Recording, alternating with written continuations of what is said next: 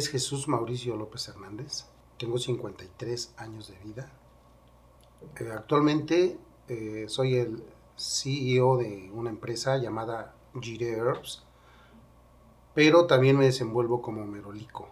Jire Herbs es una compañía que se ha fundado a través de mucho esfuerzo, con todas las ganancias de un merolico, con toda la palabra, para dignificar este bello arte milenario que ha trascendido en México y en algunos otros países.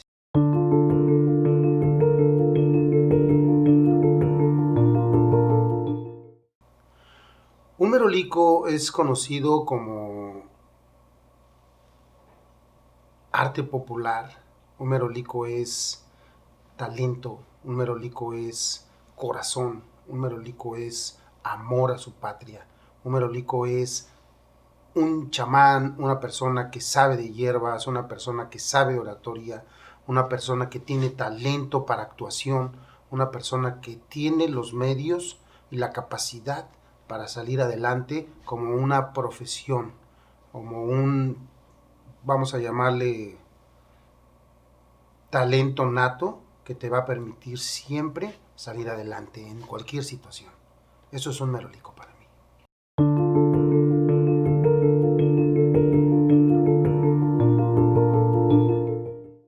La relación que tiene Jire Herbs con los merolicos es el ejemplo de la muestra pura de que ustedes también pueden hacerlo, de que todo el mundo puede hacerlo. No importa que tú vendas hierbitas en el mercado, no importa que tú estés limpiando parabrisas, no importa que tú estés en cualquier ámbito.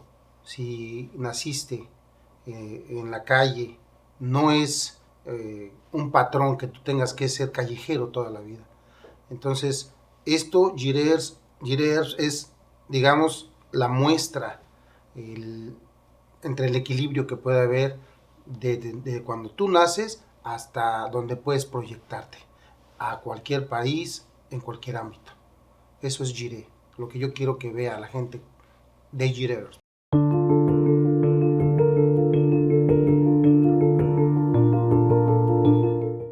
Cáscara de plátano y ajos.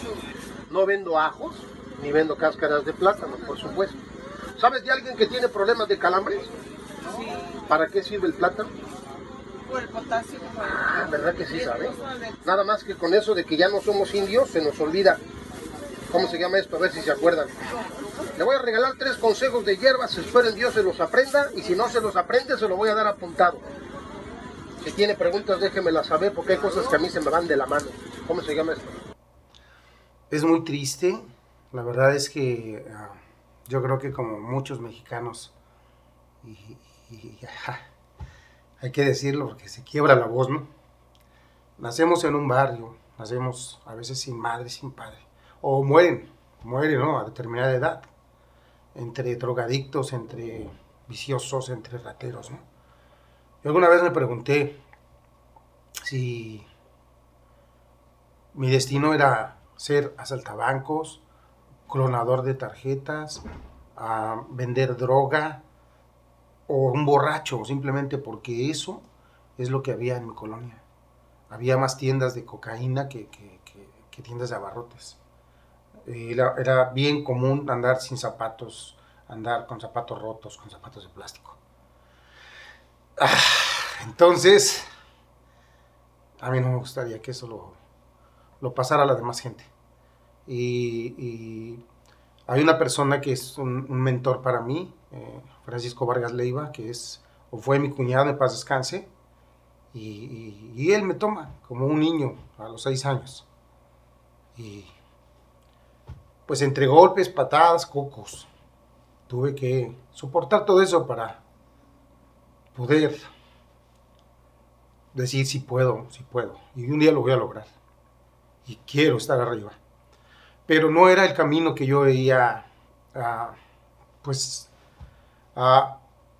que me hubiera gustado realmente correr, ¿no? ¿Por qué? Porque pues en ese tiempo la meroliquiada era pues prácticamente un fraude, robar, timar, eran momentos de adivinar la suerte, que no me gusta. Yo luchaba mucho con eso de adivinar la suerte. Entonces, fue algo muy fuerte en mi vida. Pero así inicio, adivinando la suerte, me sentaban y tenía que decir los nombres de las personas y todo para que ellos ganaran dinero, porque ni siquiera me pagaban, ¿no? Y si me equivocaba, pues eran cocos, patadas. Eso es, era un abuso. Realmente yo amo a mi cuñado y lo vi como un padre y lo recuerdo con mucho cariño y lo reconozco como un gran mentor, un gran maestro, pero yo creo que eran los patrones, más que él que fuera agresivo o algo, porque no lo era. Era una persona dulce con sus hijos y sí, también en cierto modo a veces les pegaba o algo, pero pues era un patrón. A mí mi papá alguna vez me quemó las manos, por ejemplo, ¿no?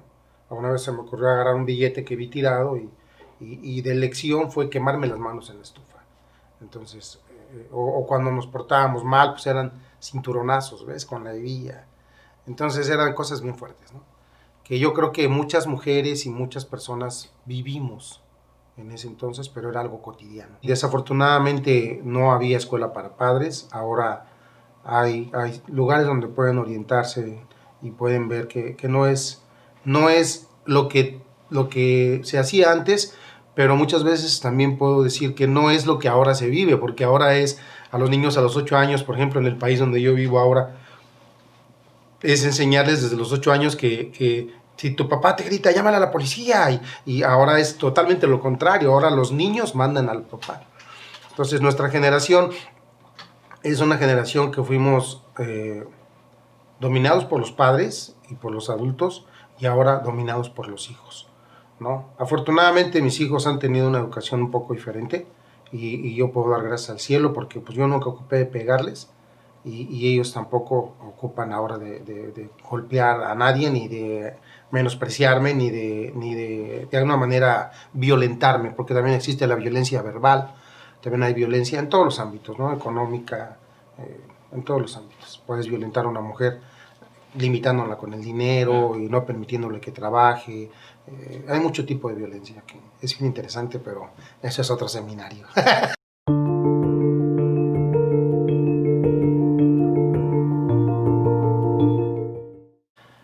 Fíjate que es algo bien feo porque tus sueños están truncados.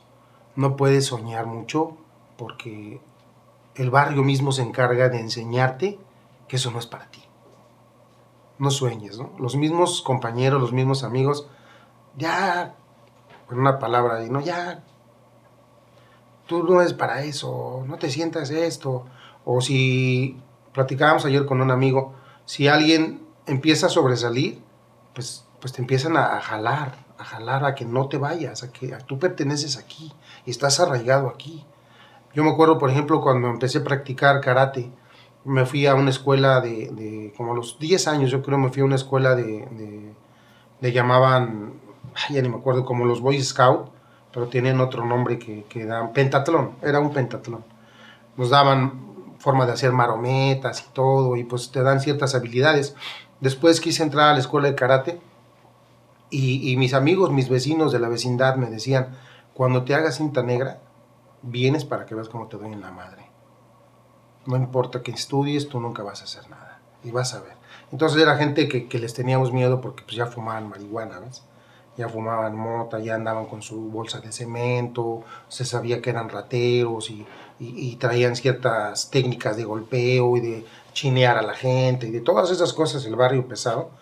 Y entonces yo quería estudiar karate porque sí eran gandallas, te agandallaban a palazos o a montón, ¿ves?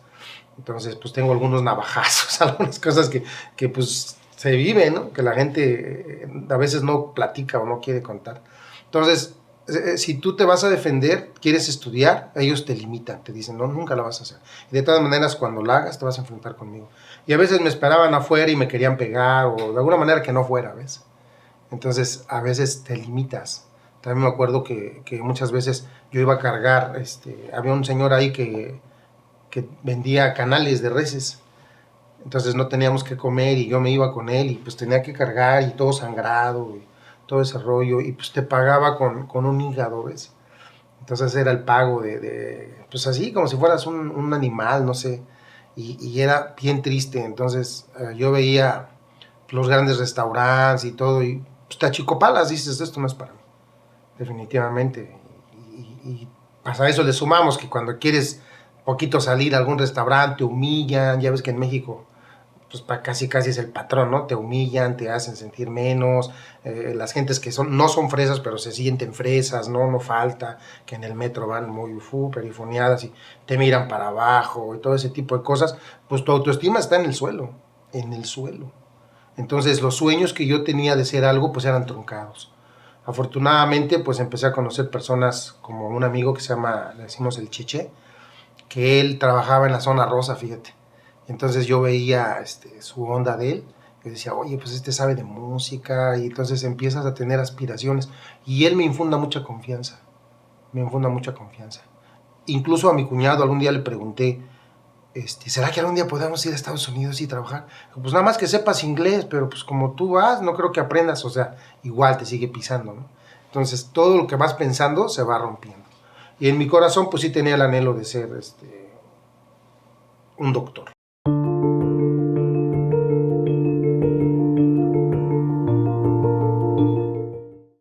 Cuando nacen mis hijos, cuando yo me junto con una persona y nace o van a ser mi primer hijo, que fue como al año y medio, casi de inmediato, era un niño y una niña jugando a la mamá y a la papá, a la papá al papá y a la mamá. Ella tenía creo que 17 años, 16 años, algo así, y yo tenía 18, los acababa de cumplir. De hecho me intentaron meter a la cárcel, ¿no? Por eso, porque sus padres estaban totalmente en contra, ¿no? De esas gentes que son los ricos de la colonia, ¿no? Que fíjate, en una colonia bien jodida, unas personas que se sienten ricas, ¿no? Entonces los ricos de la colonia se juntan con el pobre, el merolico, o sea, ahora lo veo con la fotografía amplia y digo, pues ¿cuáles ricos, no? Si estábamos en la misma colonia, o sea, el tener una casita y tener 2 carritos, pues eso a ellos les llamábamos ricos, imagínate tú, Carlos Slim o Donald Trump, yo no sé, entonces no sé qué eran ellos, ¿no? Pero bueno, entonces, pues eso ya era una situación bien fuerte, porque pues ellos eran ricos, ¿ves? Y yo era pobre. Y ella me escoge a mí como su pareja, y salimos, nos juntamos, y pues el papá me demanda y me quieren meter al bote. De hecho me metieron, pero bueno, fue una situación donde pues no pudieron hacer nada porque era menor de edad y ella estaba a favor de la relación, entonces no había ninguna violación ni nada que se le parezca. Y cuando yo veo eso, pues eso fue un motivo de que yo me fuera de la colonia, porque estaba siendo perseguido por ellos, y pues no sé, ¿no? Pero se rumora que habían contratado gente que hasta para que me hicieran algo y cosas así, y que a ella pues le iban a quitar al niño y cosas así bien feas, ¿no? Y bueno, se puede entender el enojo de un padre, pero pues también dónde está la parte humana. Es que después los que fueron mis suegros, yo los quise mucho y ya fallecieron desafortunadamente, y tuvimos muy buena relación, pero pues de momento sí fue difícil. Eso me hace emigrar. Pero entonces andaba de estado en estado, y bien duro porque pues no sabía todavía meroliquear bien. Sí ya meroliqueaba, pero no era un buen vendedor. A mí me costó mucho trabajo. Y pues imagínate pagar hotel y luego ella sin ropa, y era un rollazo. Y cuando ya más o menos me logré establecer como buen vendedor, digamos, como buen merolico, por lo menos para sustentar mis gastos, en ese momento yo decido no regresar a la colonia. ¿Por qué no quisiera regresar a la colonia? ¿Por qué no quise regresar? Porque dije, yo no quiero que mis hijos sean drogadictos, ni quiero que mis hijos sean borrachos. Y dije, yo no. Y entonces me migro al Estado de México. Y estaba en un pueblo, era un pueblo. Es otra etapa de mi vida bien fuerte porque, pues mira, estaba la violencia por un lado de mi cuñado, y por el otro lado estaba la situación de las burlas de la colonia. Te digo que si tú querías hacer algo diferente, pues eran burlas, eran críticas, mucho bullying. Y pues yo recuerdo que me decían, ay, viene el profesor, y hasta me cantaban, y merolico, me gritaban, y pues yo era un niño. Yo empecé a los 6 años cargándole las maletas a mi cuñado, y soportando pues sus borracheras, y yo lo esperaba hasta la madrugada, ¿ves? A veces eran las 3 de la mañana y le estaba echando chelas o vino y yo afuera del bar ahí esperando, un niño, ¿no? Ya luché mucho porque no me vieran. Y como yo me tapaba los ojos, entonces yo no decía nada, no veía a nadie, ¿no? Cuando estaba trabajando. Solamente me preguntaban y contestaba. Y no me daba dinero, pero sí me daba de comer. A veces viajábamos, me llevaba de viaje, entonces ya era algo conocer, algo diferente y yo me olvidaba un poco del barrio, que no era lo que yo quería, ¿no? Entonces, al final decido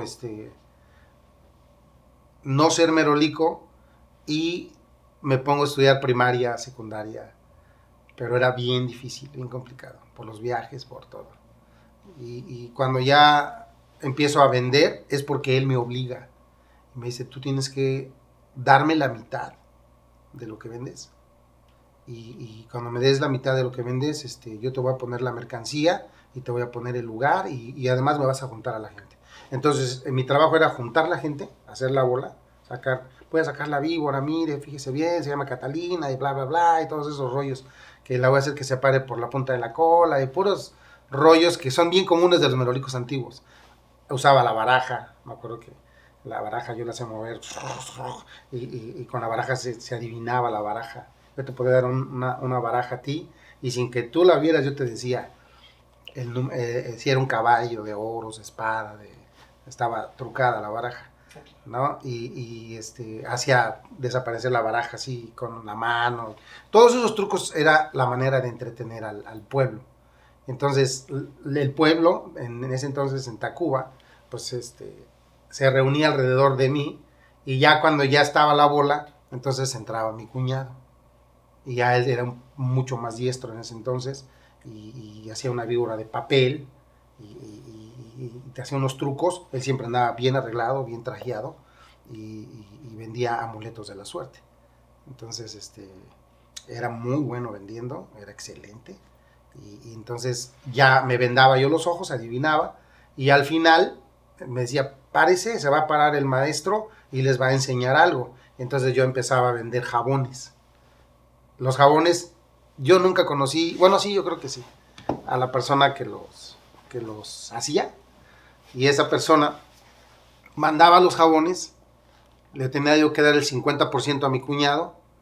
Yo vendía, por ejemplo, si vendía 1,000 pesos, pues 500 eran de ellos. Y yo me gastaba mis 500. Pues me padroteaba, ¿no? No sé cómo decirlo. Pero esa era la verdad. Pero yo era feliz porque no era cualquier cantidad de dinero, una buena cantidad. Y me alcanzaba mejor que un obrero para mi semana, ¿no? Esto te estoy platicando, ya fue como a los 13, 14 años más o menos. Y fue la manera en que empecé a comprarme ropa. A mí me gustaba vestirme pues así con ropa más o menos como todo mexicano, ¿no? Que diga aquí Nike, ¿no? O que acá Adidas, ¿no? Así. Entonces, muy moderno según yo, en ese entonces. Y pues estaba la época de los 80s, era la onda de los disco locos, entonces me hice disco loco y ese rollo. Y ahí estaba mi vida ya entre el baile, ya tuve la oportunidad de bailar en algunos ballets y participar en situaciones de baile. Pues era uno de los bailarines más populares de la colonia, si no es que el más popular. De música disco hablo, ¿no? Porque había muy buenos bailadores de salsa y todo ese rollo. Entonces, 13, 14 años más o menos empiezo, y ya empiezo a vender bien en forma. Ya después hubo alguien, que es Moisés Palomo Bueno, que me dijo, no sabes vender, ¿no? Porque no, o sea, no, a lo mejor yo vendía, pues, ¿qué te gusta? 1,000 pesos, ¿no? En una chambeada, decimos los merolicos, ¿no? Moisés Palomo Bueno vendía 25,000 pesos en una hora y trabajaba 2, a veces hasta 3 horas al día. Entonces él se llevaba 70, 50,000 pesos por barato en un día y el domingo era mejor. Entonces era un tipo que, wow, o sea, a mí me dejaba impactado, ¿ves? Y él, afortunadamente, se muda a trabajar a Tacuba con nosotros y yo, pues a mis, ¿qué te gusta? Como 15, 16 años, tuve la suerte de trabajar con él mucho tiempo. Entonces le aprendí mucho.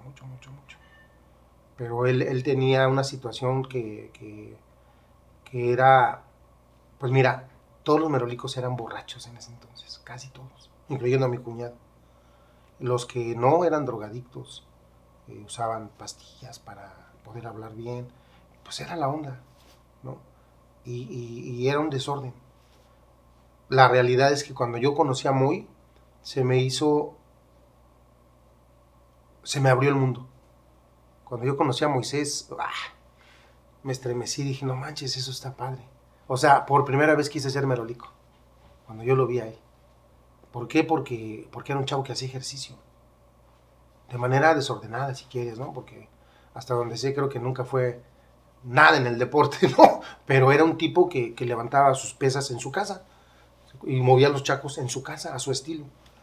Usaba estrellas, usaba los trichacos que le decía a él, son unos chacos triples, ¿no?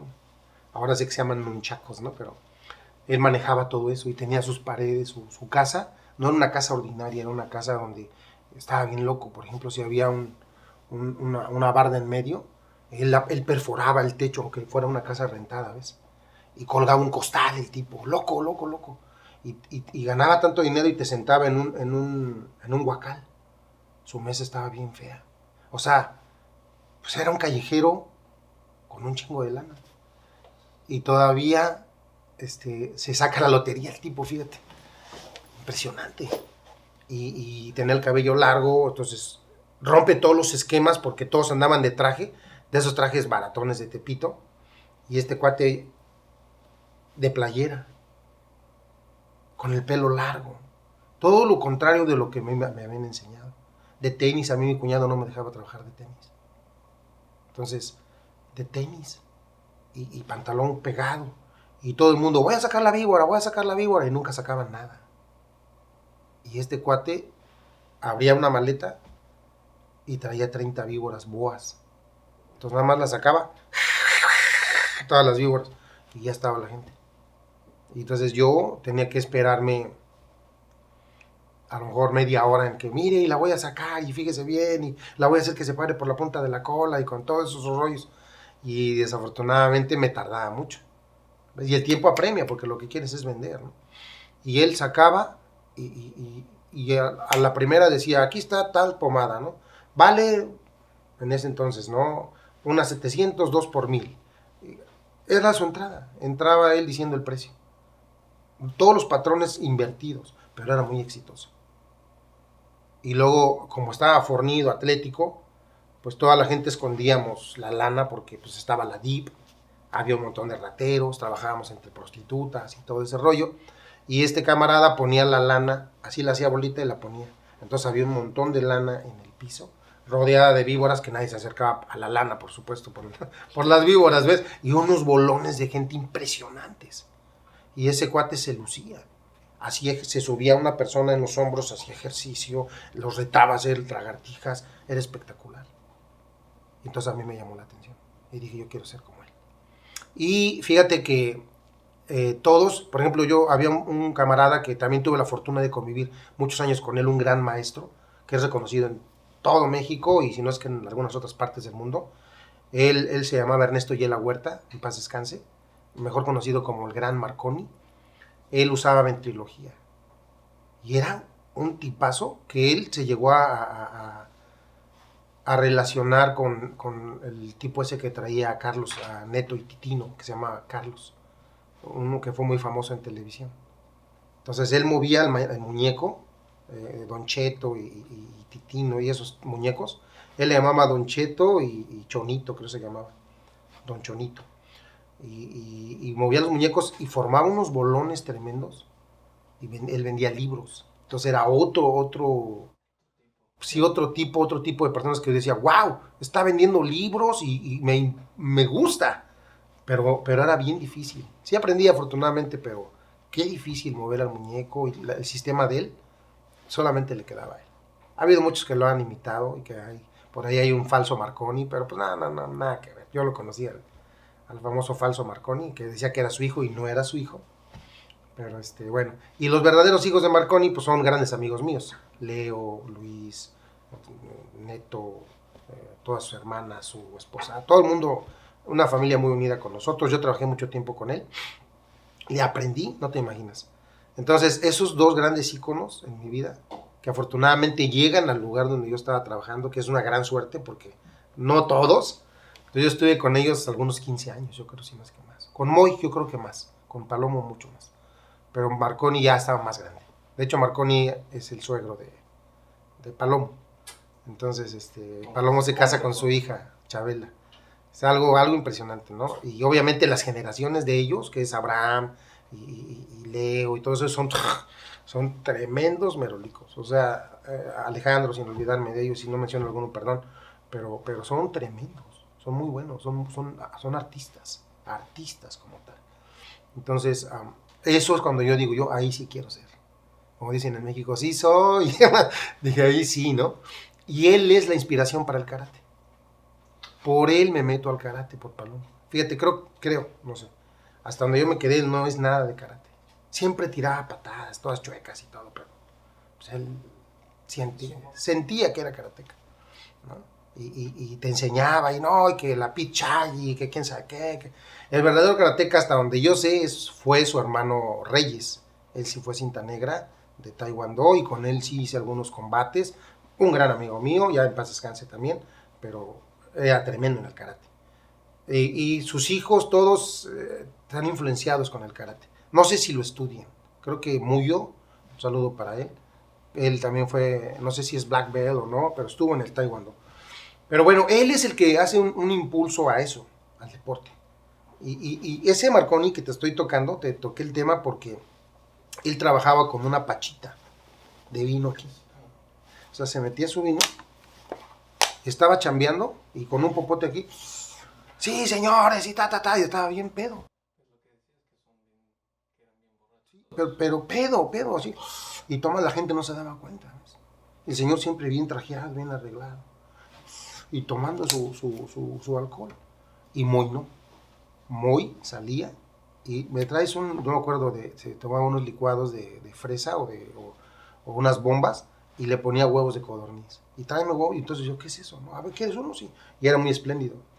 Tráigale uno también a él, y tráigale tómate un jugo de betabel, y cómete un esto, y cómete. O sea, siempre te decía, te motivaba. Decía, es que me siento débil, trágate un costal de ostiones, y vas a ver cómo vas a tener energía, porque él habla así como, es como veracruzano, ya sabes, ¿no? Así que y para él nunca hubo imposibles. Entonces, yo me sentía desmotivado, y lo iba a ver, ¿no? Platicaba con él, y te daba cuerda, no.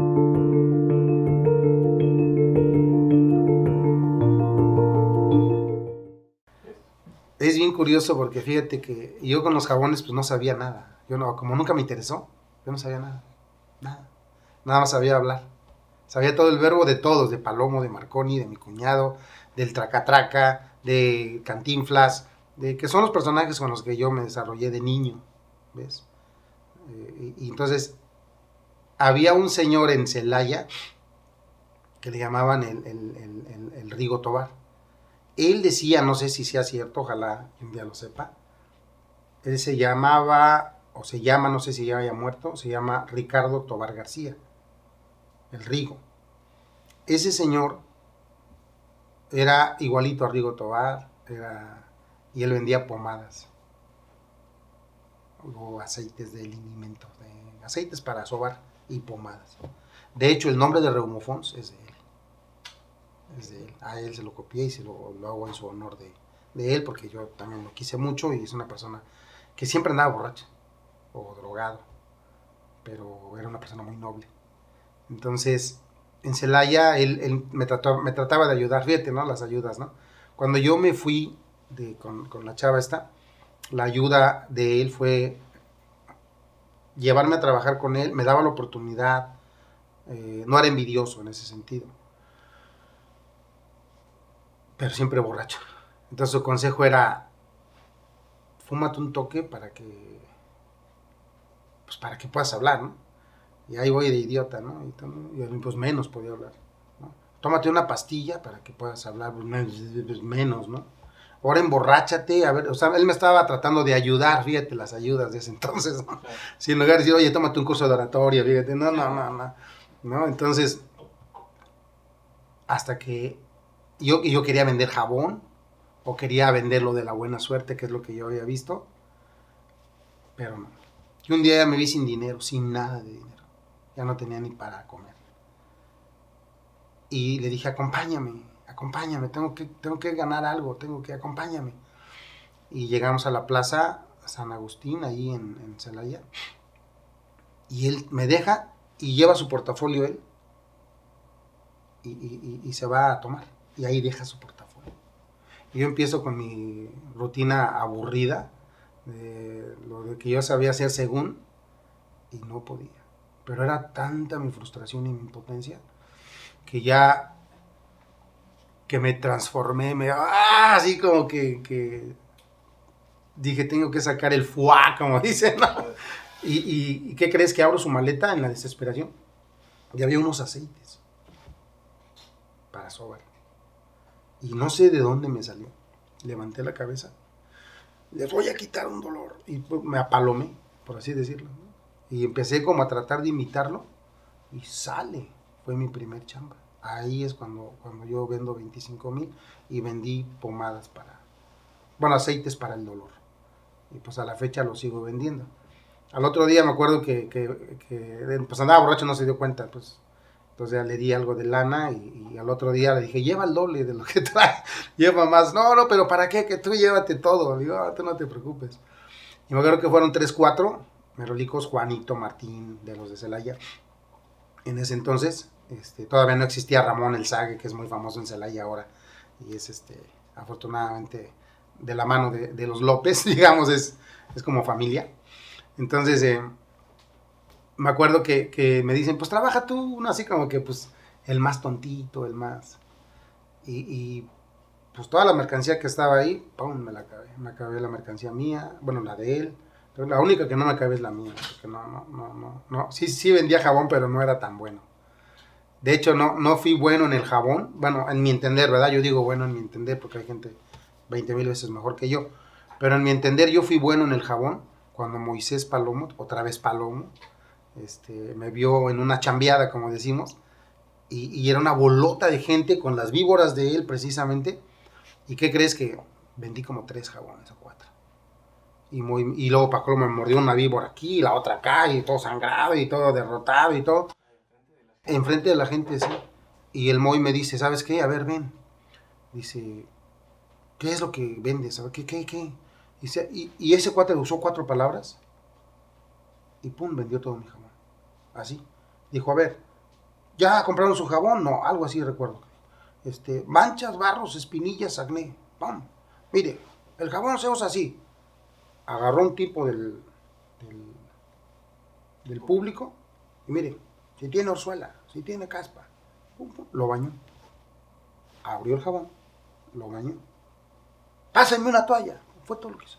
Te tardó 2, 3 minutos. Deme tanto, pum, pum, todos. Ahí está tu lana. Órale, carnal. ¿Viste? Y ya se metió la chamba. Y yo dije, wow. Entonces ya después hablé con él, me dice, hazle así. Y es cuando yo me vuelvo jabonero. Pero ahora pues ya vendía pomadas, vendía jabones, empecé a vender té, él empezó una transformación. Al grado de que cuando llegábamos a una plaza, decían, esa plaza no sirve, ¿no? No está buena, no se vende mucho. A mí me gustaba ir a esas plazas. Cuando decía, a mí no sirve, dije, no va a haber nadie y yo sí vendo, ¿no? Y entonces, sí, hice muchas giras con Moy, fuimos a Durango, fuimos a lugares casi por toda la República. Anduvimos mucho tiempo en Querétaro, en México. Después volvimos a coincidir. Después de estar tantos años en Tacuba, volvimos a coincidir en la Alameda, en el Zócalo. Pues se convirtió en mi compañero de toda la vida. Él, Felipe Mendoza, Adrián Mendoza, el Chícharo, Javier Castillo, tanto, Carlos Vicón, Gildardo Vicón, Los Pollos, Mauricio Vidal, don Memo, en paz descanse, también Mauricio en paz descanse. Había grandes personajes, grandes del argot de la meroliquiada, que ahora son conocidísimos. Por ejemplo, Gillo es hijo de Mauricio Vidal. Pues Gillo era un chamaco, llegó a la Alameda medio fornido, que hacía pesas y algo así, pero no tenía nada que ver con la meroliquiada. Entonces él llegó a pararse en nuestras bolas y todo eso. Ahora es muy reconocido, es uno de los mejores y sí, tiene mucho talento. Él lo puedes poner como payaso, lo puedes poner como adivino, lo puedes poner como Merolico lo puedes poner como hierbero, lo puedes poner como patiño, lo puedes poner como quieras. El tipo tiene unas tablas impresionantes. Pero pues toda su familia se dedicó a la meroliqueada, ¿ves? No el mismo caso de Moy, ni el mío, ¿no? Que fue mi cuñado y yo. Entonces es algo espectacular, pero esa es una historia increíble en cuestiones de los merolicos, y en ese tiempo había muchos muy buenos.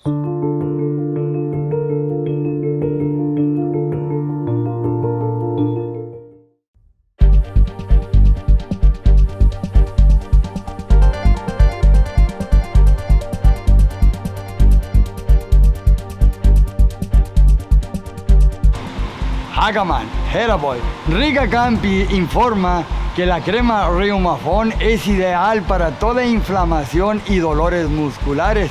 Pueden ser en pantorrillas, muslos, cintura, cadera, cuello, brazos y todo lo que sean de problemas de inflamaciones crónicas de las vértebras. Reumafón de Gire Hair.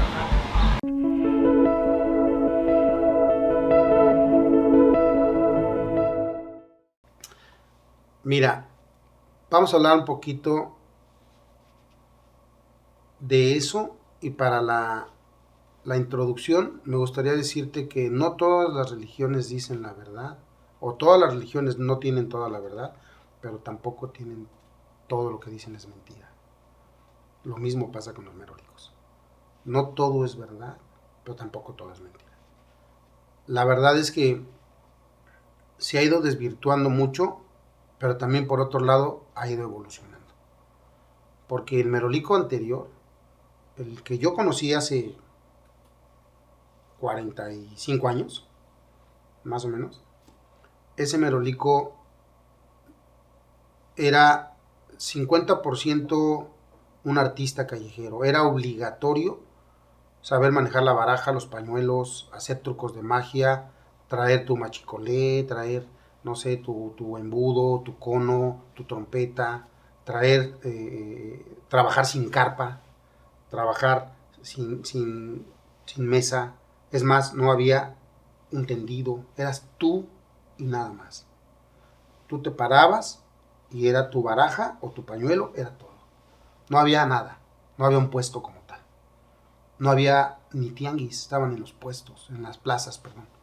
Plaza Tacuba, no existía el Metro Toreo en ese entonces, ¿no? Entonces, el trabajar en la villa, por ejemplo, o lugares así, eran muy típicos los merolicos, y ese tipo de merolicos, pues eran artistas, ¿no? Artistas. Y existían otros géneros que ahora ya no existe, por ejemplo, el que vendía Cristo Calado. Es algo muy popular en México de hace muchos años. El Cristo Calado era un tipo que traía una lámina con unas pinzas. Entonces con las pinzas agarraba la lámina.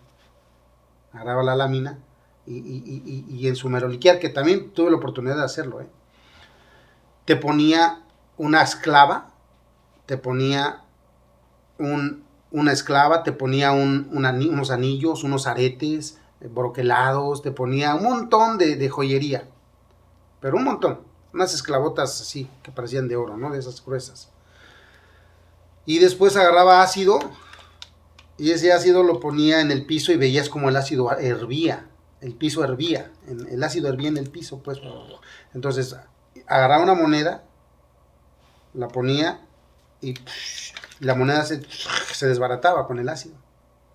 Entonces ponía el ácido en las piezas, y la lámina ardía, pero no la joyería.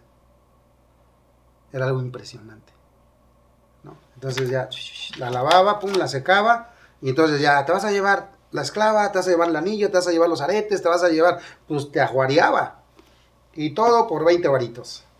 Y pues era un vendedero tremendo. Se llamaba el Cristo Calado. Pues el truco consistía en que el ácido, quemaba el cobre. Y quemaba otro tipo de metales. Pero ese metal no lo quemaba. Obviamente no era oro. Ellos te decían, no es oro, no es plata. decían ellos que era metal tumbaga, decían ellos. Y se vendía, ¿no? Sabíamos que era chafa, o sea, había una verdad, porque no era ni oro ni plata, ellos te lo decían, ¿no? Pero tampoco era cobre, o sea, no te iban a decir el truco, ¿verdad? Pero entonces, la moneda de cobre de esos de 20 pesos, no sé si los llegaste a conocer, pues esas eran, pero las que usábamos, pero pues, y al final sí era un metal barato, pero pues te servía, ¿no? Y era un sistema de venta. Ahora se usa, por ejemplo, lo mismo, hay gente que hace experimentos de química, y pues el que es honesto, ¿verdad? Te dice, ¿sabes qué? Esto es nada más para que veas por qué no debes de tomar Coca-Cola. Pero es un experimento químico y lo hago para que tú concientices, ¿no? Pero hay gente, merolicos ignorantes, vamos a llamarle así, que pues obviamente ocupan un público igual de ignorante que ellos, para decirles que es sangre de conejo y que es la sangre de quién sabe qué, y que esto, que ahí hay quien lo cree, ¿no? Está bien, o sea, al final pues cada quien, ahora sí que decía el famoso traca-traca, cada quien mata a la rata como quiere matarla, con el zapato, con la escoba, el caso es matar la rata, ¿ves? Y esos eran los merolicos antiguos. Los merolicos de ahora, pues ya hay merolicos que ya tienen estudios de oratoria, hay merolicos que ya cursan profesionistas, ¿no? En mi caso yo tengo discípulos contadores, con títulos, ingenieros con títulos, ¿no? Tengo músicos profesionales que fungen como merolicos cuando me ven a mí, ¿no? O sea, ya es otro nivel completamente. Ya no es el Mauricio, el Palomo que estábamos jugando a la meroliqueada, ¿no? Que sí, en esos tiempos era tremendo, ¿no? Pero ahora hay gente muy preparada, muy preparada. Entonces no hay que satanizar al merolico. Por supuesto que no. Porque todo raya en la ignorancia, ¿no? Cuando uno sataniza, pues imagínate que dijéramos todas las mujeres son malas, ¿no? Pues no, hay mujeres malas y mujeres muy buenas. O todas las mujeres son para que se queden en la casa, pues no. O todos los políticos son malos, tampoco. Entonces, ¿por qué glorifican a Benito Juárez, no? Pues obviamente tuvo que estar en la política. Entonces, sí, el gran presidente, ¿no? Entonces, todo tiene sus vertientes, cosas buenas y cosas malas. Y la meroliqueada de ahora, pues es más difícil porque ahora se tiene que, ya cualquier cosa que tú menciones, ya la gente, los milenios que le llaman, te sacan un teléfono y ya cotejan lo que estás diciendo. Entonces ya no es tan fácil. Entonces se ha ido remontando la meroliqueada hacia pueblos, hacia lugares donde pues obviamente también no tienen el conocimiento, ¿no? Pero por otro lado hay gente que ha hecho reportajes, como ya he mencionado en otras entrevistas, ha hecho reportajes bien interesantes, como con los merolicos siendo usados como voceros de salud. Y ahí está el consejo para las autoridades de México, ¿no? Porque son espectaculares. Y si ustedes, en lugar de verlos como rateros y en lugar de verlos como enemigos de la sociedad, los miran como un aliado, yo te aseguro que esos tipos son capaces de informar al público de cosas de mucha importancia, de muchísima importancia.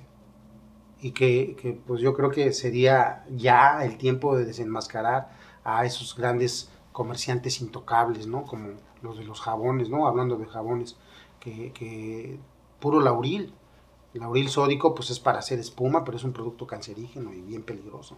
Y todos los jabones, la marca que quieras, los tienen. Entonces, ¿por qué no utilizar a un merolico para dar, por ejemplo, como jabonero, para hacer un vocero del pueblo y decir, mira, esto es lo que estás usando? Cuando en México tenemos la jojoba. La jojoba, por ejemplo, es una semillita, pues más bien es un fruto porque se da en un árbol, pero parece semilla. Y esa semillita tú la remojas 24 horas. Está bien dura. Cuando la remojas se hace blanda. La abres en dos y la tallas con tus manos con poquita agua y haz de cuenta que es lauril. Hace un montón de espuma. Y es un detergente natural, biodegradable, no es amigable con la naturaleza, con la tierra, con el entorno, con tu piel. Y además es bien barato. Veracruz, por ejemplo, en Oaxaca, en Tustepec, por allá donde está mi amigo Felipe, está tirado en el suelo. No lo conocen, no saben. Entonces, eso sería bien importante. Pues a ver, vamos a explotar a estos cuates de manera positiva y vamos a trascenderlos, ¿no? Vamos a ayudarlos a hacer un programa, vamos a hacer algo importante para ellos. Y yo te aseguro que eso cambia, te lo puedo asegurar.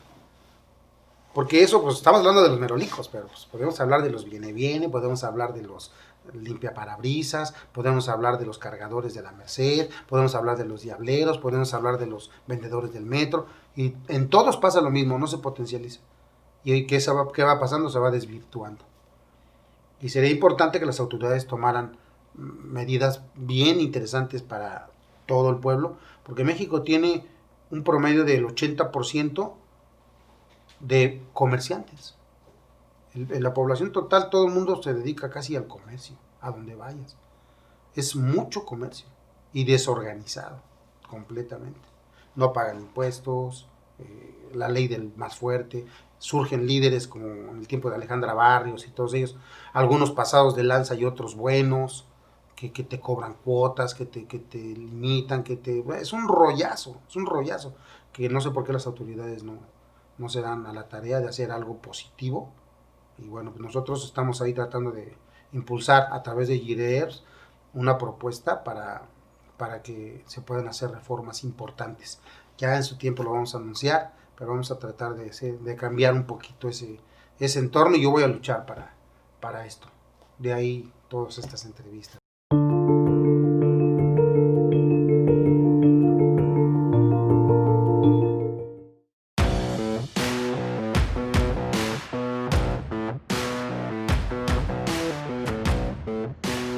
No pain, no gain. Don't let muscles and body pain slow you down. Reduce body soreness with Reumafonds.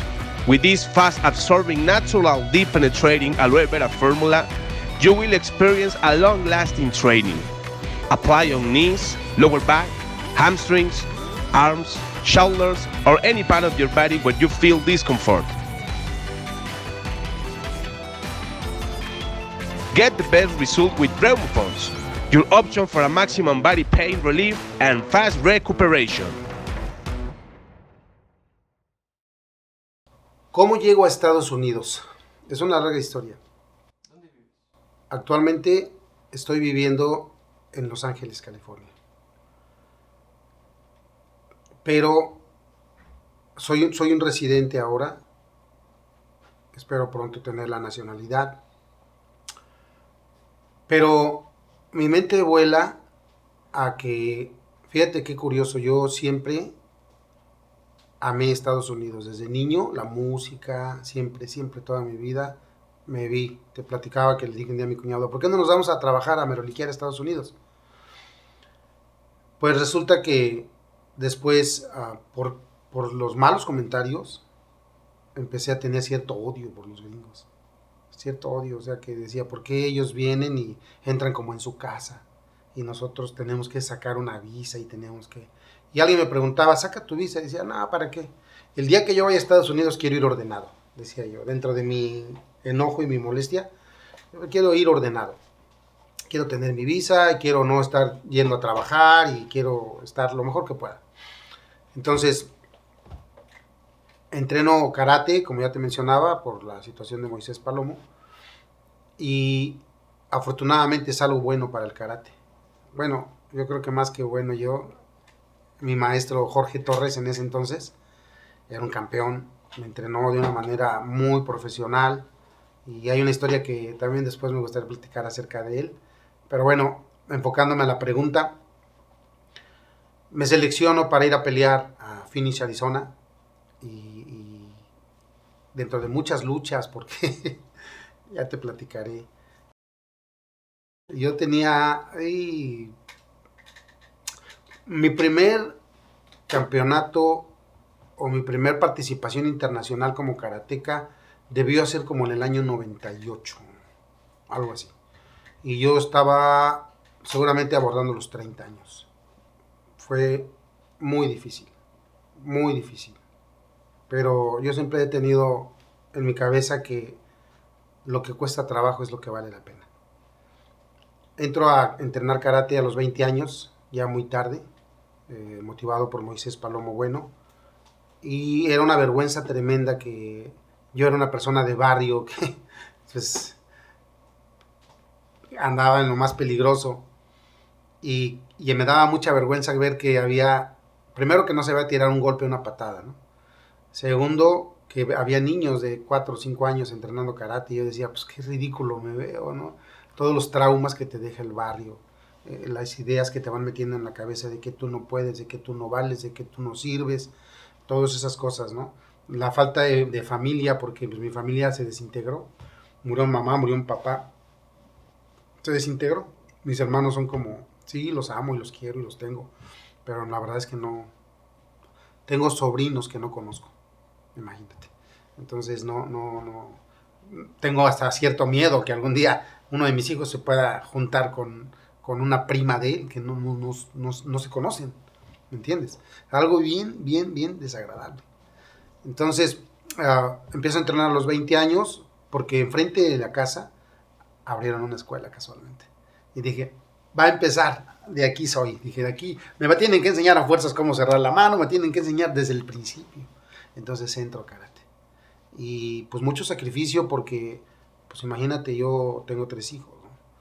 Entonces, en ese entonces estaba nada más mi Edson y pues, la demanda de mantenerlo bien, de ayudar en la casa, de trabajar, al mismo tiempo pues algunos seminarios o estudiar algunas cosas. Siempre me gusta mucho, soy amante de diplomados, de seminarios, de cursos, aunque sean pequeños, pero siempre he estado tratando de esforzarme en ese sentido. Entonces, muy difícil entrenar. Yo trabajaba en el centro del Distrito Federal, en la Alameda y en el Zócalo, y me tenía que trasladar a Ecatepec a entrenar karate. Entonces, pues imagínate el trayecto de ida y luego el regreso con el tránsito que es abrumador. Pues llegaba, a veces no, iba nada más a pasearme y no trabajaba y me tenía que regresar, pero era mi esfuerzo. Yo vivía en Prados, Ecatepec, y después me trasladé a Villa de las Flores, ahí compré mis primeras casas. Entonces, era tremendo porque mucho sacrificio, muy fuertes las clases, y después cuando llego a Cinta Café, esa organización lamentablemente se desbarata. Yo pertenecía a Shudokan, del profesor Roberto García. Un gran competidor era Isao García, sigue siendo, él está como maestro activo, es un gran Shihan, y alumno de ellos era Jorge Torres, mi primer maestro de karate, con el cual estuve hasta Cinta Café, y de Cinta Café me voy con Rogelio Flores Aguilera, que él es el que me da la proyección internacional. Entonces empiezo, con él me hago cinta negra, hice mi black belt, lo hice con mi first dan, que le llaman mi primer dan, lo hice con el sensei Shohiro Koyama, directo desde Japón, ahora vive me parece que en Arizona. Él nos hace el examen, apruebo afortunadamente y empiezan las competencias ya reales, ahora sí, estatales, nacionales y torneos internacionales. 30 años de vida, ahora sí, era el escenario, estaba completo, me sentía fuerte, firme, me sentía bien, ganaba bien, tenía una familia, mi vida había cambiado ya había cambiado mucho. Ya no eras el niño de barrio que... No, ya no, ya traía un carro del año, ya traía una casa, ya tenía una esposa, ya tenía un hijo, ya tenía un motivo de vida, ya era otro rollo, ya estaba luchando, empezaba a ser Mauricio. Entonces, me acuerdo que competía contra grandes, contra gente como, por ejemplo, en mi género estaba en la escuela, nada más te voy a mencionar 2 o 3, pero te puedo mencionar a todos, ¿no? Ramón Baturoni, que es un tipo que por lo menos ha ido a unos 30 países en competencia representando a México con buenos resultados. Angélica María León, que fue una persona, en paz descanse, impresionante, muy buena para kata y muy buena para comité, ¿ves? Entonces, las competencias, José García, me acuerdo que esa vez me tocó seleccionarme con él, competir contra él y le gané para poder ir a Arizona. ¿No? En esa competencia estaba Edgar Ortiz, que es otro gran competidor mexicano a nivel internacional. Su hermano José Luis Ortiz fue toda la vida mi rival de toda la vida, también ese cuate en Argentina, campeón internacional. Entonces yo me empecé a desenvolver entre puro campeón. Los torneos que yo asistía, pues imagínate, Emilio Oviedo, Alonso Murayama, Antonio Puente, Ricardo Campillo, Cristina Madrid.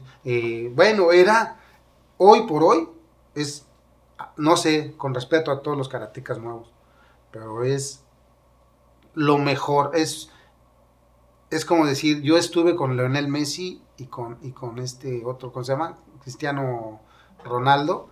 Yo estuve con ellos. Y obviamente eso me hizo subir un nivel impresionante. Entonces me selecciono y voy a Estados Unidos. Y en esa competencia es cuando me otorgan la visa. Pero la visa, te vuelvo a repetir, es un presagio de lo sufrido.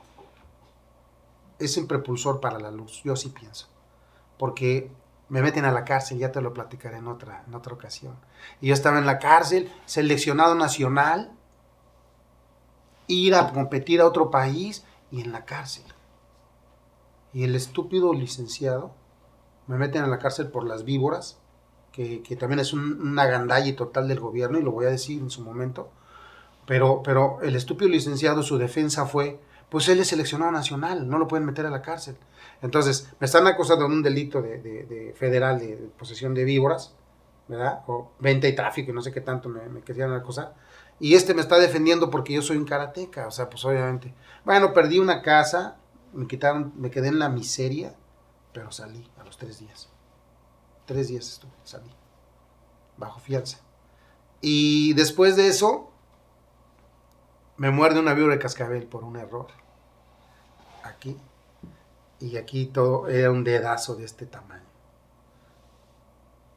Dije, Dios mío, sin dinero, enfermo, estuve a punto de morir. Y yo no paraba de entrenar. Y yo me iba a las clases del profesor y tomaba las notas, todo enfermo, y se logra la visa. Oh, bendito sea Dios, yo brinqué. Fui muy mal a competir y todo, pero pues gracias a Dios obtuve, si no me recuerdo, no sé si es el segundo o primer lugar, creo que fue un segundo, no recuerdo bien, en Phoenix, Arizona. Y bueno, regreso a México, pues imagínate, con mentadas de madre, pues por parte de mi familia, porque pues estuviste en la cárcel, te mordió la víbora, no hay dinero, y tú con esa onda, pero era mi pasión. Anduve haciendo rifas, hay que decirlo, no hay apoyo de nada, de nadie, ni el gobierno, y el apoyo que se da o que destinan, para eso pues se lo roban. Actualmente pues ya ves hasta un problema ahí con Ana Gabriela Guevara, y yo no sé cómo esté la situación, yo quiero pensar que es un error, porque ella fue competidora y ella vivió lo que yo viví. Entonces es un rollazo. Y esa es mi primera vez en Estados Unidos. Mi visa, orgullosamente decía para torneo de karate en Phoenix, Arizona, y decía que era por 3 meses mi visa. Y ahí quedó esa visa desde el 98 hasta el 2010, que renuevo mi visa otra vez. Renuevo mi visa, ¿por qué? Porque pues Estados Unidos, ¿quién no quiere ir? Y en ese tiempo ya era yo conferencista a nivel internacional. Entonces ya mandé personas a Cuba a dar conferencia, la hermana Blanquita. Estuve en Waukegan con el pastor Ríos dando unas conferencias. Yo estudié un poquito de teología con el pastor Hugo Álvarez en la iglesia del Divino Salvador, y me hice de la fe cristiana en ese entonces, hace, ¿qué te gusta? Como en el 2000, yo creo un poquito antes del 2000, y profesé esa fe, o profeso esa fe, porque sigo creyendo en Cristo, aunque no me considero un cristiano como tal. Soy cristiano, pero no me considero de la religión cristiana del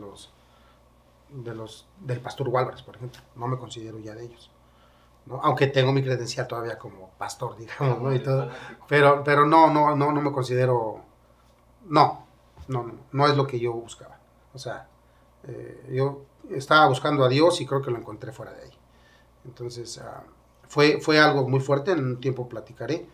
Pero sí, ya estaba yo dando conferencias de demonología, de situaciones de homilética, de exégesis, de todo ese tipo de situaciones que se ven en los seminarios para ayudar a los jóvenes a tener. Pero pues mis ideas siempre han sido como que la gente evolucione, como que la gente crezca, y a veces eso es una ancla. La religión es una ancla para que nunca crezcas, para que siempre estés manteniendo al pastor. Pero sí, esa es una parte bien importante, que en la meroliquiada hay mucha gente negativa, mucha gente mala, ¿no? Pero hay muchos muy buenos. Como en la religión, o como en el karate, o como en todos lados. Porque en el karate también hay drogas, también hay muchas cosas, ¿no? Que habría que ver realmente, ¿no? No que las vendan, o que no, pero hay gente que las usa, ¿no? O hay gente que es muy borracha, por ejemplo, ¿no? A mí me tocó en uno de los torneos ver a grandes directivos de karate emborrachándose, por ejemplo. Y yo lo puse en mi tesis, porque te haces una tesis. Hice mi tesis y dije, bueno, pues a mí me gustaría ver que los maestros no se emborracharan, porque hasta los mismos japoneses vienen y llegan bien pedos, ¿no? Están chupi, y el otro día te dan en el seminario. Eso así como lo hacen, no lo sé. Son admirables, pero pues para mí son un mal ejemplo, ¿no? No hay una congruencia. Entonces, sí saben karate, sí son muy buenos, pero no es congruente que tú estés chupando y que seas un borracho, y que todo el mundo sepa que eres un borracho y por otro lado eres un sexto dan, ¿no? ¿Dónde está la congruencia? Entonces, lo mismo en la religión y lo mismo en la meroliquiada. Entonces, saco mi visa, voy a nivel internacional, y después viene un problema muy fuerte en mi vida que me deprime, que me hace perder como 15 kilos en 15 días, imagínate. Y la verdad es que ya no quería ni vivir. Muy fuerte el problema. Muy fuerte. Me devastó. Haz de cuenta que fue un huracán en mi vida. Y me vi con una mano adelante, con otra mano atrás, en la calle, y todo el mundo me dio la espalda. Ahí sí tengo que decir, hasta el pastor Hugo me dio la espalda. Todo el mundo. Todo el mundo me dio la espalda. Hermanos, hijos, todo el mundo. Y un día, ¿por qué no decirlo? Pensé en matarme, dije, ¿qué onda, no? Y fíjate que mucha gente que está atrás de mí en la meroliquiada decía, pues tú eres Mauricio, o sea, adelante, ¿no? Recuerdo a alguien que me dijo, Bradley Sol me dijo, dice, Master, porque él me trata así, ¿no? Dice, Master, dice, no manches, dice, si así la hacías, solo vas a construir vas a llegar al cielo, como eres tú. No, dale gracias a Dios que estás ahora solo. Y yo no entendía eso, no lo entendía. Y iba en el carro y pues, hasta pensé en aventarme en un barranco, llorando. Y veo que mi pasaporte estaba así. Iba manejando, mi pasaporte estaba a un lado, lo veo y digo, ¡guau! Y por eso se están matando muchas gentes a través en el desierto y se mueren. ¿Qué haces aquí? Aquí nadie te quiere. Y me voy a Estados Unidos sin conocer a nadie, sin saber nada. No sabía ni decir, what is your name? Nada. No conozco la cultura. Yo había estado allá, pero siempre pues protegido por gente, y es muy diferente. Y ya cuando llego allá, pues también sufrí muchísimo. Muchísimo. ¿A dónde llegas? Llego, la primera vez fue a Los Ángeles, California.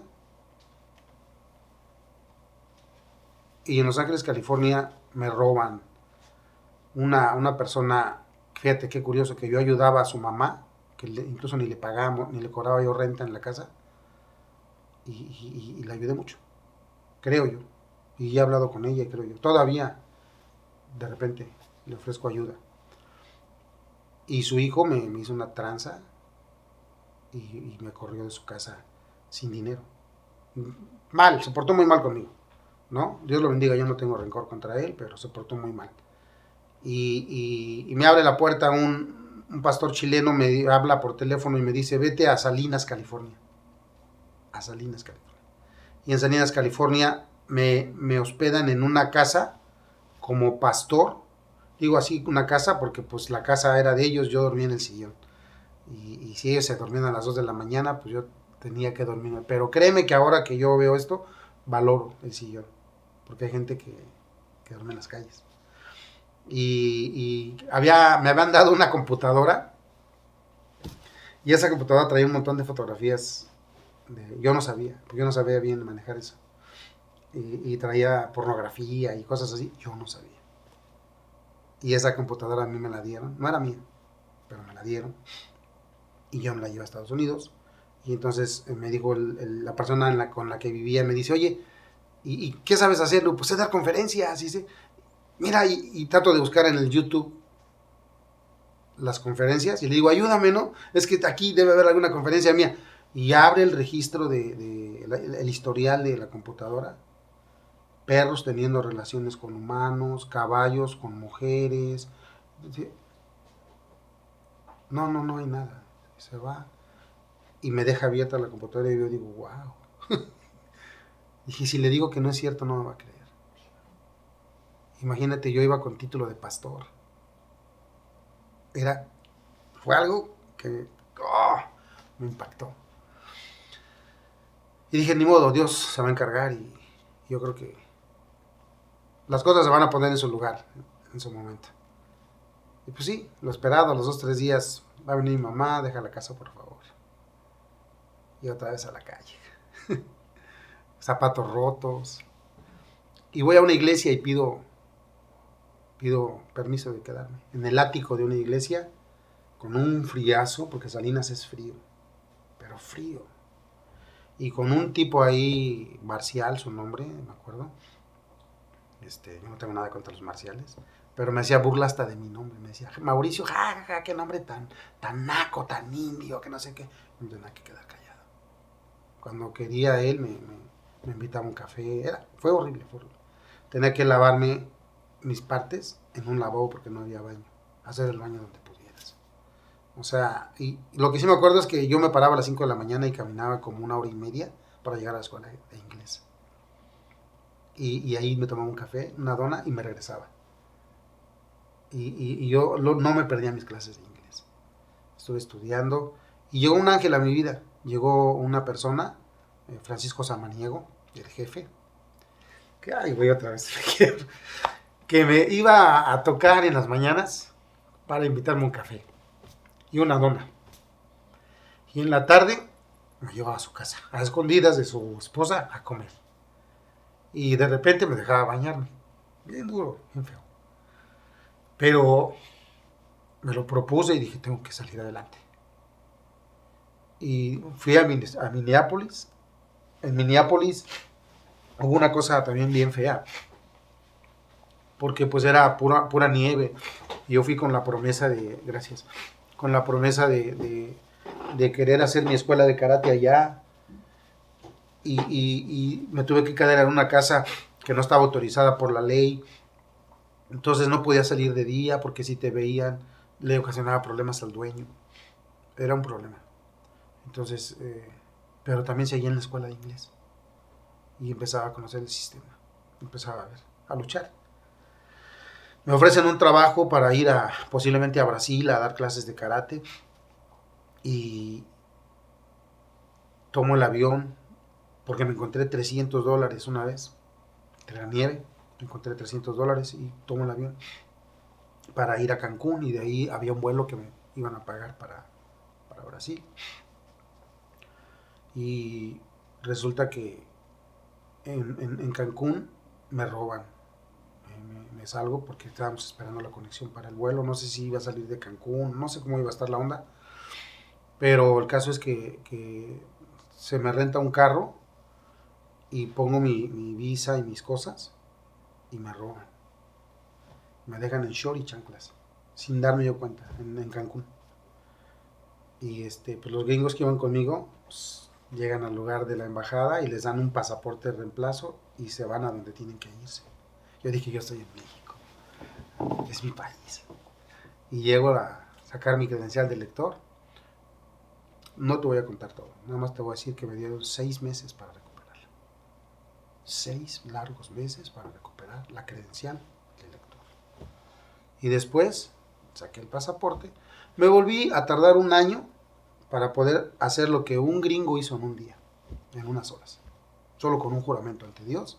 Y el gobierno lo respaldó y dijo, tú eres un americano, eres hijo de Estados Unidos, venga. Y yo soy un mexicano en mi país, me robaron en mi país, me quitaron todo, y México dijo, venga, te chingas. 1 año por ser mexicano. Y 1 año luché. Entonces me volví a regresar. Pero ahora ya empecé a estudiar tianguis, empecé a estudiar, allá en Estados Unidos se llaman SWAT meets, ¿verdad?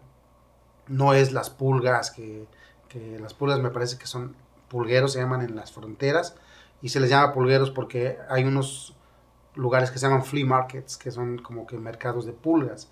Entonces ya en la frontera denigran un poquito el nombre, y pulgas y pulgueros y todo. Menciono esto porque algunos merolicos, yo los he escuchado, me han escrito que dicen, tú trabajas en las pulgas. O sea, puedes ver inmediatamente cuando te dicen eso, que en su vida han visto ni saben ni de qué se trata, pero están hablando del tema, y eso es muy común en los merolicos, ¿eh? Hablan de temas que no conocen, pero como ellos sienten que saben todo, pues ya se la saben, ¿no?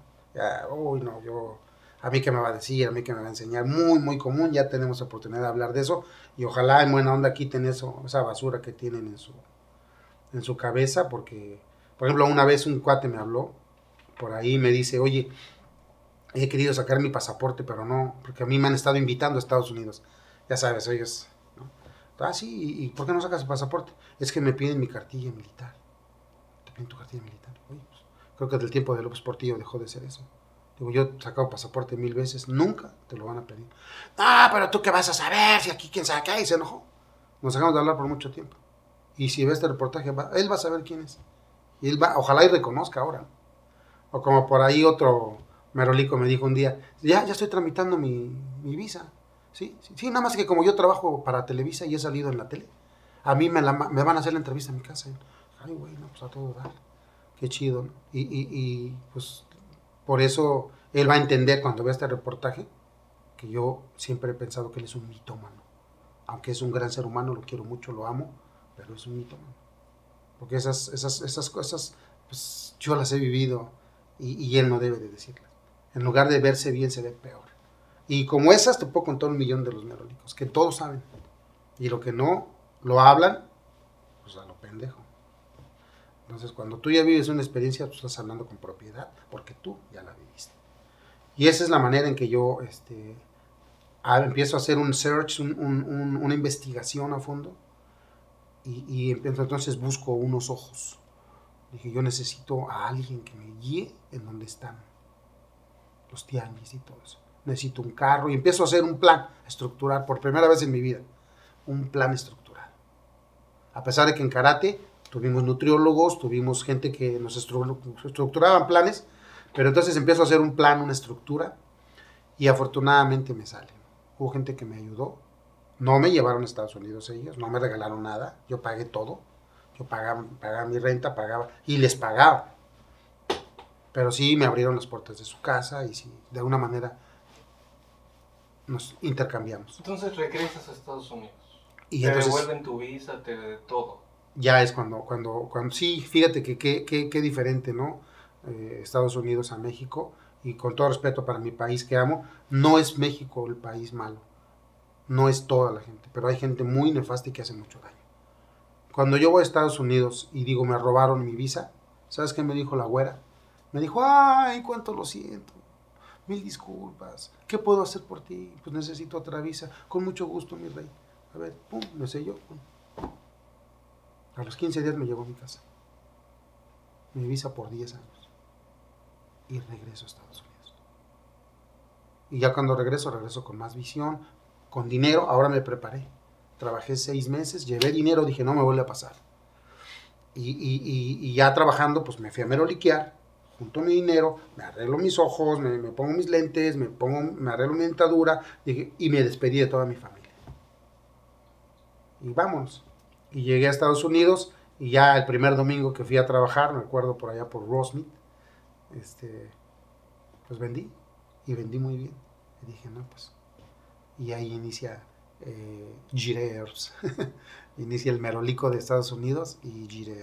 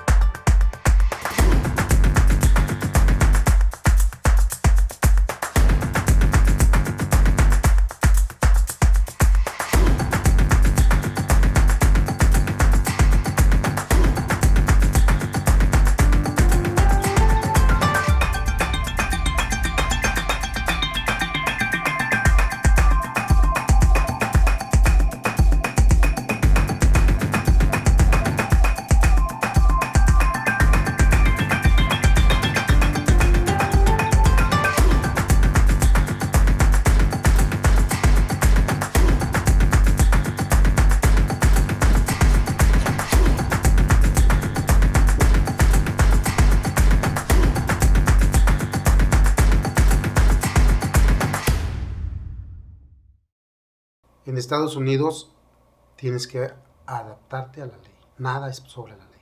Nada.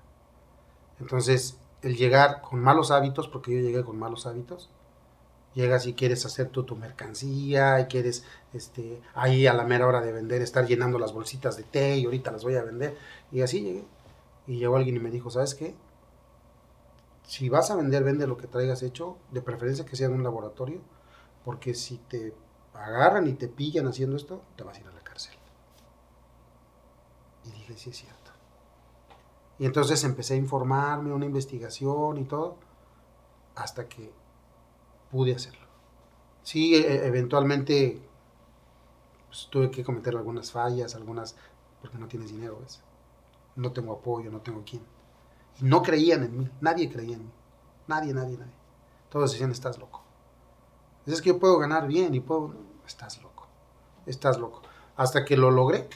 Y todo el dinero que ganaba, pues lo invertía y lo volví a invertir y vuelvo a ganar y vuelvo a invertir y vuelvo a ganar y vuelvo a invertir. Nunca tenía dinero. Pero iba creciendo en conocimiento, iba creciendo en saber dónde están los laboratorios, en lo que a mí me interesaba. Porque yo ya había visto un camino. Y dije, yo quiero llegar ahí. Y empecé a luchar. La lucha tardó 5 años, obviamente también estudiando inglés. Yo llegué hasta 6º año del Adult School. No me recibí por... Ya el trabajo me apremió mucho, pero tengo que terminarlo. No me gusta dejar las cosas a medias, inconclusas. Pero ahorita la verdad es que ha sido tanta la demanda que gracias a Dios vienen cosas y retos muy nuevos para mí, bien diferentes. El ordenarte ahora en cuestión financiera, el conocimiento de muchas cosas, sobre todo la cultura, que yo creo que no conozco ni un 5%. Pero tienes que saber cómo dirigirte, cómo manejarte ante la IRS, ante el Border Equalization.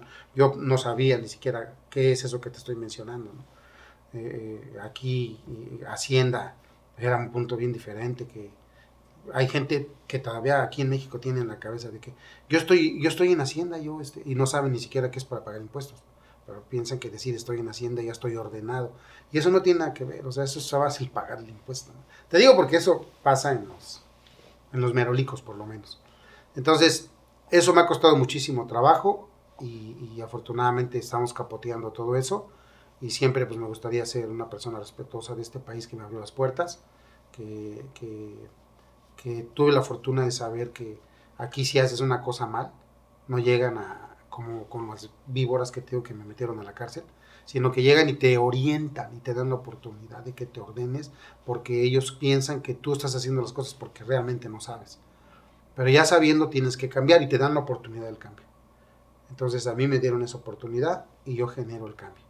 O sea, obviamente si reinsistes, si haces un error y sigues en el error y vuelves a caer al error, pues te van a meter al bote, ¿no? Y vas a tener problemas. Pero Estados Unidos te da esa oportunidad. Que si tú tratas y no es el camino correcto, va a llegar una autoridad y te va a decir, ok, haz las cosas así, mira, y hasta te dicen cómo. Cosa que es lo que yo quiero para mi país, ¿no? Que hagan en México con los merolicos, que digan, ok, pues ustedes no son malos. Quítense ese estigma de rateros, no son ratas, ustedes son fregones, son muy talentosos, aquí está la oportunidad, pero las cosas se hacen así, que nos enseñen qué es el INPI, que nos enseñen qué es COFEPRIS, que nos digan cómo se pagan impuestos, cómo se dan de alta, cómo es la firma electrónica, todo ese rollo. Es como sacar un pasaporte, porque tengo que hay merolicos que piensan que ni siquiera pueden sacar un pasaporte porque no tienen cartilla, ¿no? Ese es lo que yo puedo ver a la llegada de Estados Unidos.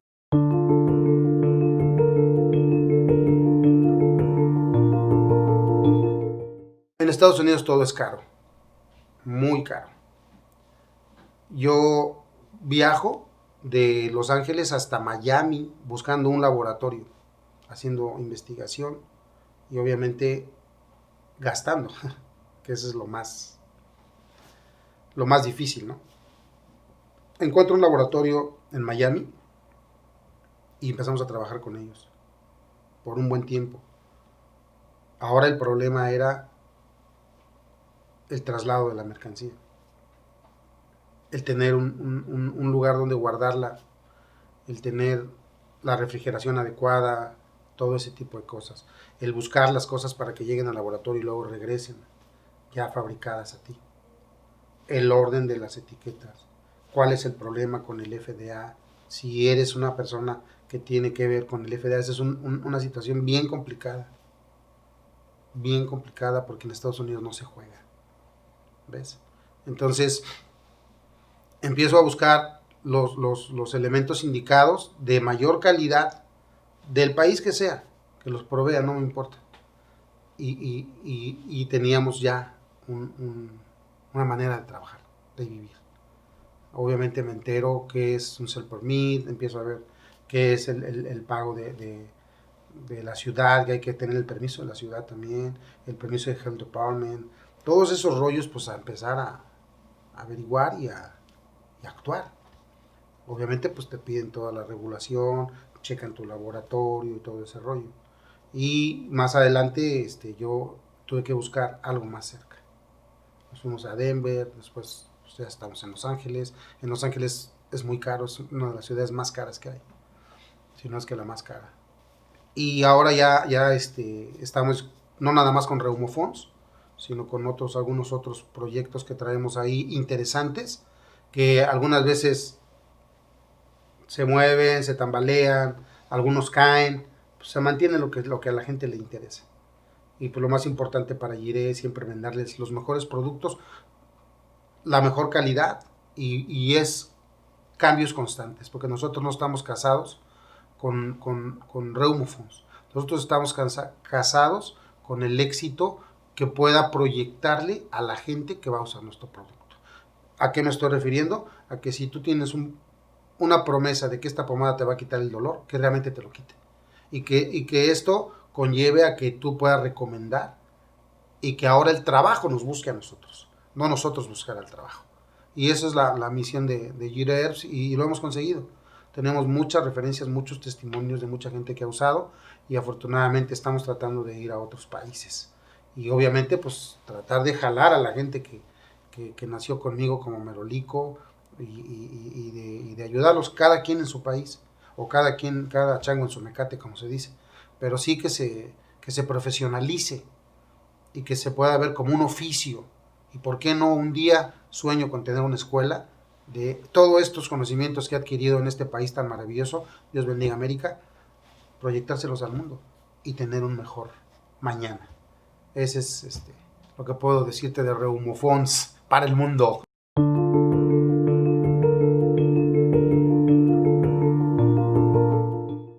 Sí, afortunadamente tenemos una página web que también ha sido fabricada con mucho amor y se ha ido cambiando de muchas maneras y todo.